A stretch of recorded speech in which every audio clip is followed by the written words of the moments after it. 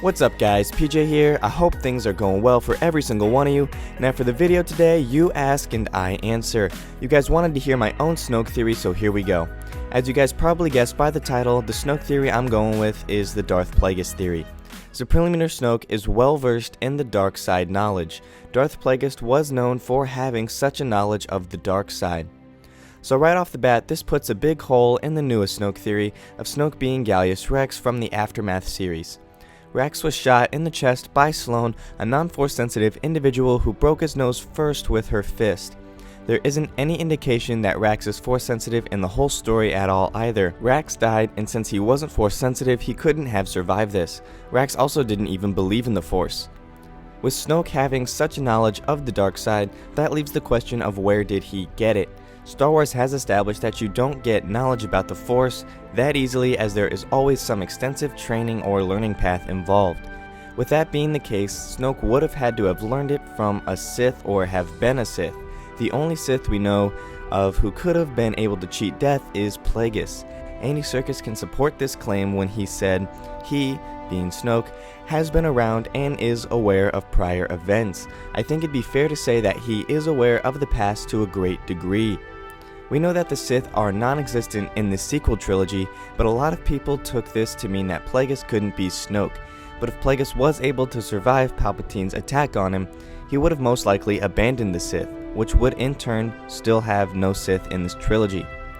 Palpatine's Force lightning wasn't very strong at the time when he thought he killed Darth Plagueis either, and if he was able to survive Palpatine's attack, he would have had enough knowledge of the dark side to sustain his life.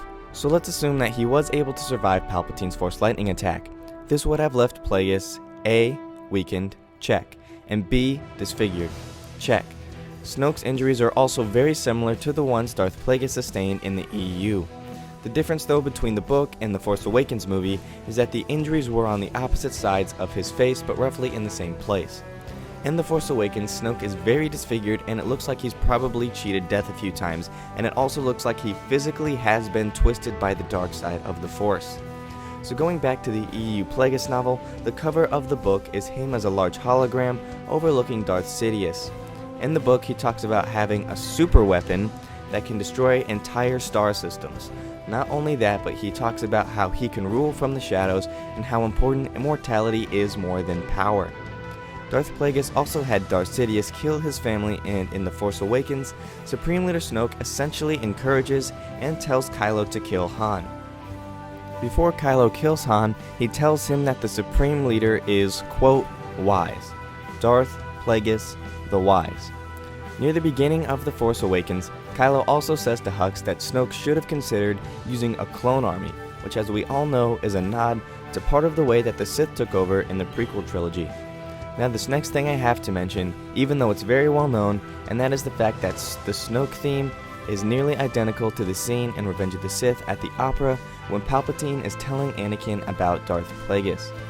Darth Plagueis was originally a Mun, a 7-foot tall, pale alien. But guess who else is 7 foot tall and pale? Snoke. And guess who's too disfigured to tell that if he was actually a human or if he was some type of alien? Snoke. There are a lot of rumors about Snoke in The Last Jedi that he is 7 or 8 feet tall, so that fits with this description. Now what I think a lot of people don't remember or take into consideration when taking a look at the Snoke Plagueis theory is the fact that Plagueis being a Mun isn't canon. Andy Serkis also tells us that Snoke is, and quote, is very much a newly introduced character. We've never seen Darth Plagueis on screen, he's only been mentioned. If he is Snoke, he would be newly introduced. Palpatine never tells us that Plagueis is a Mun, all he does is tell a story. So yes, he would be a newly introduced character if he abandoned the Sith. It makes sense why he would go by a new name, and this would also explain why there are no Sith in this new trilogy. If Plagueis was able to return after Sidious's death, it reveals that Snoke's life is connected to Darth Sidious, which would connect the original trilogy and the prequel trilogy quite nicely, which would also tie all of the movies together in a nice fashion. For those of you who are thinking that the story would never allow someone who was seen or mentioned in the prequels to return in any way to Star Wars, look at Darth Maul. We all thought he died in The Phantom Menace after Obi-Wan sliced him in half until the Clone Wars brought him back, and more recently Star Wars Rebels. So Darth Maul a former Sith who was able to somehow cheat death that was so clearly seen as him dying on screen, was able to abandon the Sith, go into hiding, and try and take revenge on all of those he felt did him wrong. So it's clearly possible for another character who was supposedly dead to re-emerge after years of being in hiding, especially since we've never seen him on screen and he's only been mentioned in one scene of the movie. That pretty much wraps things up for me here in this video though. Hope you guys enjoyed it, or at least found it interesting. If you did, please give this video a thumbs up, and subscribe to the channel for more videos like this one. Thank you guys for watching, this is PJ, and I'll catch you guys later. Peace.